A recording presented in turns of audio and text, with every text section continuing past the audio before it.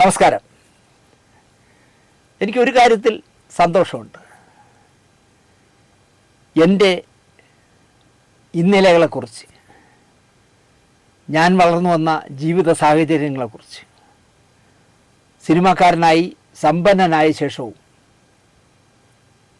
കുത്തുവാളെടുത്ത് താഴെ പോയപ്പോൾ ഒരു 2 ലക്ഷം രൂപ കടം വാങ്ങാനായിട്ട് സഹായിക്കണം എന്ന് പറഞ്ഞപ്പോൾ എൻ്റെ അടുത്ത സുഹൃത്തുക്കൾ പോലും ഒരു ബ്ലൈഡുകാരനും പരിചയപ്പെടുത്തി തരാത്തതിനെക്കുറിച്ച് ഒരുപാട് പേർക്കത് ഇഷ്ടപ്പെട്ടു. എന്നോടൊരാൾ പറഞ്ഞത്, ചേട്ടാ ആത്മഹത്യയുടെ വക്കിൽ നിൽക്കുകയായിരുന്നു ചേട്ടാ ഞാൻ.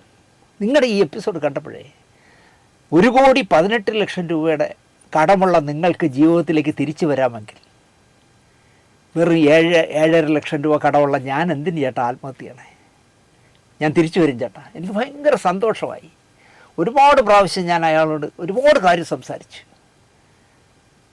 നമ്മുടെ എൻ്റെ ഇന്നലെകൾ ആളുകൾക്ക് ഇഷ്ടമാണ് എന്ന് കാണുകയും, ചേട്ടാ ഇനിയും ജീവിതത്തിൽ അനുഭവങ്ങളുണ്ടെങ്കിൽ പറ ചേട്ടാ, ഞങ്ങൾക്കതൊരു ഇൻസ്പിറേഷനാണ് എന്ന് പറയുമ്പോൾ, ചേട്ടൻ പറയുന്ന കാര്യങ്ങൾ കേൾക്കുമ്പോൾ ജീവിക്കാൻ കൊതി കൂടുന്നു ചേട്ടാ എന്നൊക്കെ പറയുന്നത് കേൾക്കുമ്പോൾ, ഒരു വലിയ ജീവിത സമരത്തിലൂടെ ചേട്ടൻ പോരാടി ജയിച്ചവനല്ലേ ചേട്ടാ എന്ന് പറയുമ്പോൾ, ആകപ്പാട് ജീവിതത്തിൽ ചേട്ടനൊരു വീടില്ല എന്നുള്ളതല്ലേ ഉള്ളൂ, ചേട്ടൻ ഇപ്പോഴും സമ്പന്നനല്ലേ ചേട്ടാ എന്ന് പറയുമ്പോൾ എനിക്ക് വീണ്ടും വീണ്ടും വീണ്ടും എൻ്റെ പേഴ്സണൽ കാര്യങ്ങൾ സംസാരിക്കാനുള്ള ഒരു പ്രേരണയാകുന്നു.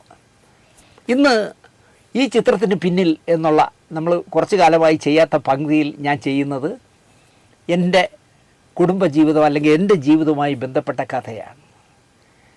പറഞ്ഞു വരുമ്പോൾ ചിലപ്പോൾ ഞാൻ വീണ്ടും ദാരിദ്ര്യവും പട്ടിണിയൊക്കെ ഇതിൻ്റെ ഇടയിൽ കൂടെ കടന്നു വരും. പക്ഷേ ഇതുവരെ ആരോടും പങ്കിടാത്ത, ആരോടും ഷെയർ ചെയ്യാത്ത ചില കാര്യങ്ങളാണ് ഈ ചിത്രത്തിന് പിന്നിൽ എന്നുള്ള നമ്മുടെ ഈ പങ്ക്തിയിലൂടെ ഇന്ന് ഞാൻ പറയുന്നത്. കുടുംബത്തിലെ ചരിത്രങ്ങൾ ഏറ്റവും എളുപ്പം നമുക്ക് സൂക്ഷിക്കാനാകുന്നത് ഫോട്ടോകളിലൂടെയാണ്. വീഡിയോയിൽ പോലും അങ്ങനെ സൂക്ഷിക്കാൻ പറ്റുന്നുള്ളൂ. പക്ഷേ ഫോട്ടോകളിലൂടെ നമുക്ക് ചരിത്രങ്ങൾ സൂക്ഷിക്കാനാവും. കിട്ടിയ പഴയകാല ഫോട്ടോകളൊക്കെ സൂക്ഷിച്ച് വയ്ക്കാൻ എനിക്കായില്ല.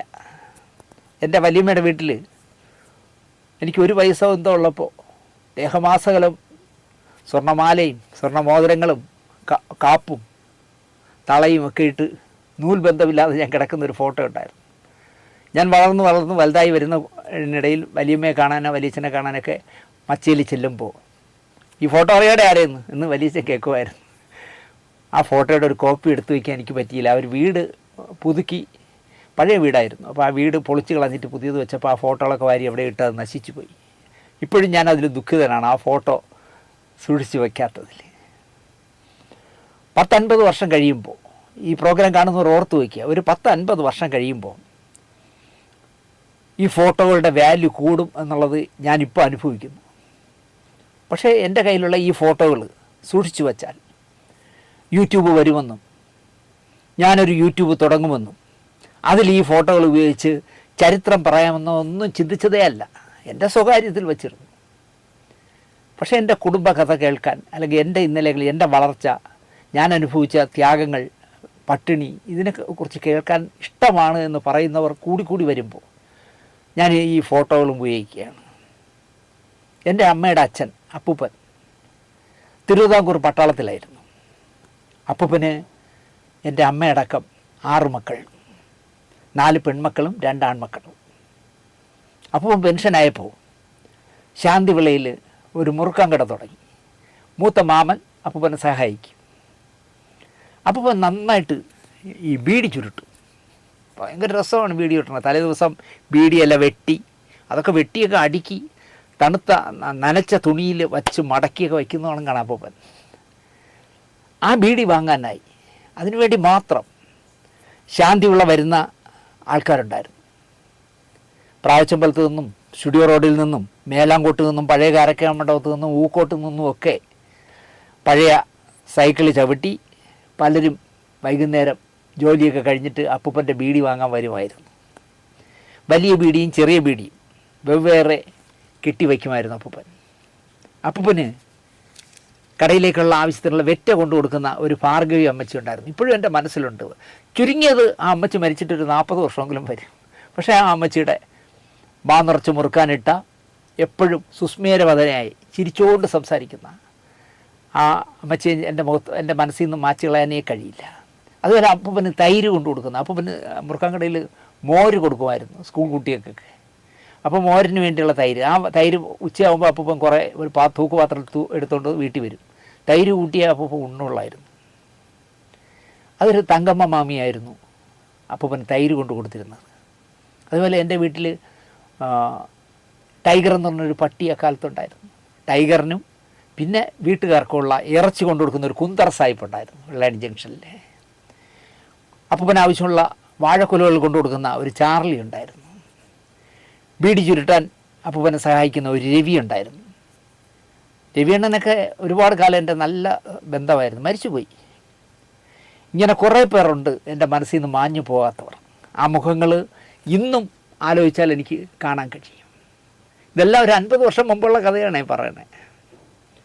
എന്നെ ശാന്തിയുള്ള സ്കൂളിൽ 1ാം ക്ലാസ്സിൽ അപ്പൂപ്പനാണ് കൊണ്ടുവന്ന് ചേർത്തത്. അച്ഛനില്ലല്ലോ. അപ്പോൾ ഗ്രഹനാഥൻ എന്നുള്ള നിലയ്ക്ക് അപ്പൂപ്പനാണ് എന്നെ കൊണ്ട് ചേർത്തത്. അവിടെ ചെല്ലപ്പൻ പിള്ള സാർ എന്നൊരു സാറുണ്ടായിരുന്നു. വായ നിറച്ച് മുറുക്കാനിട്ട കഷണ്ടി തലയനായ പൊക്കം കുറഞ്ഞ സാറാണ് ചെല്ലപ്പൻ പിള്ള സാർ.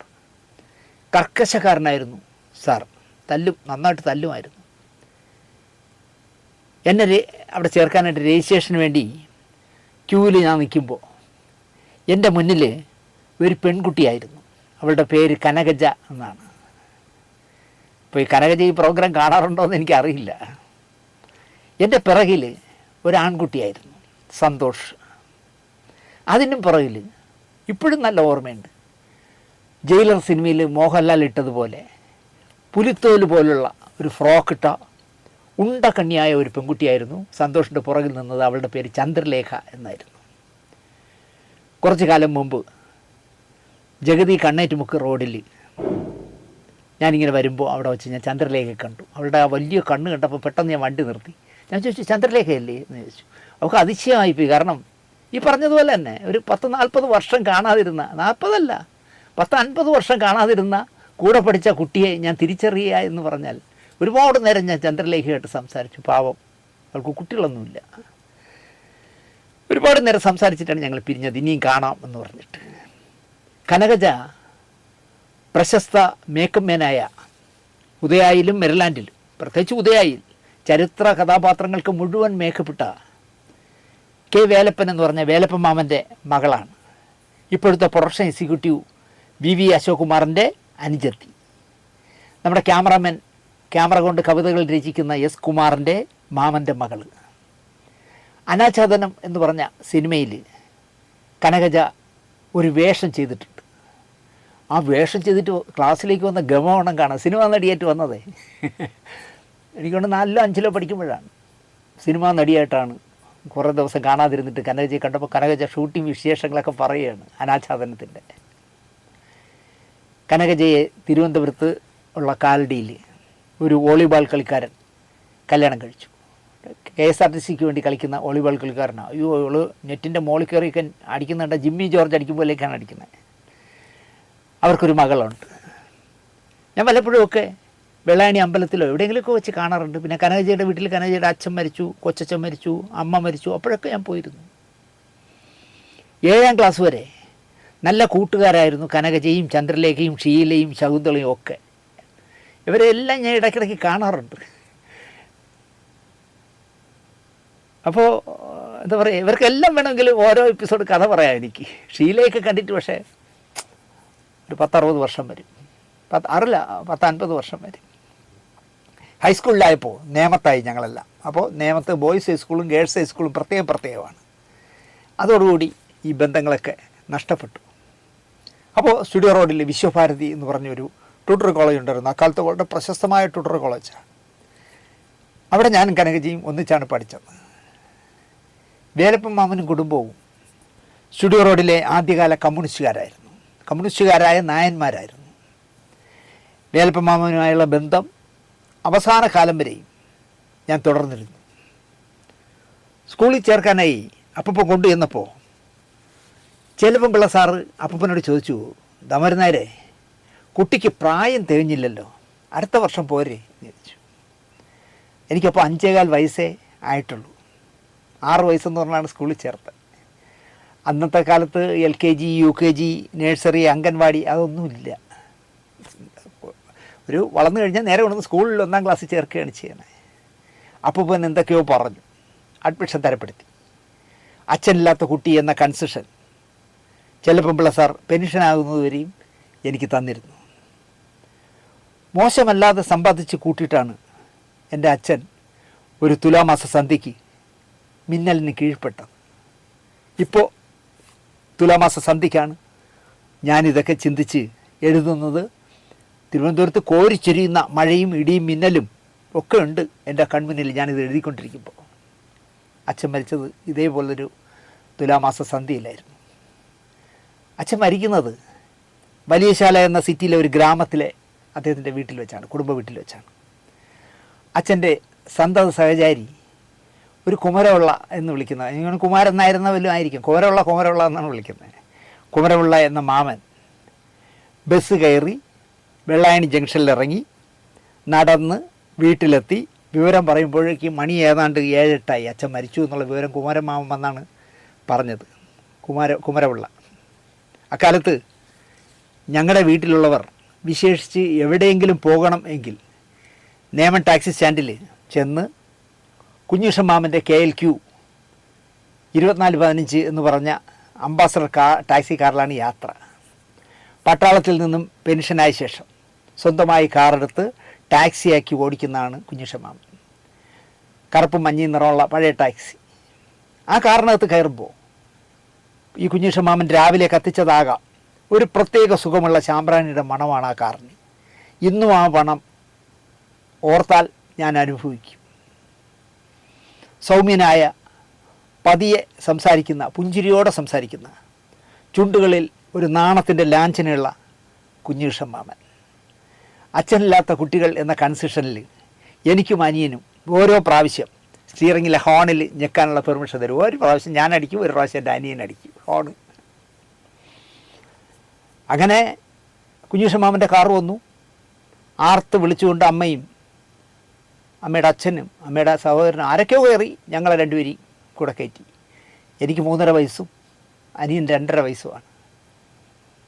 വലിയശാലയിലെ അച്ഛൻ്റെ വീട്ടിൽ ചെന്നിറങ്ങുമ്പോൾ കോരിച്ചൊരിയുന്ന മഴയാണ്, കറണ്ടില്ല, മൊത്തം ഇരുണ്ട് കിടക്കുക. എന്നെ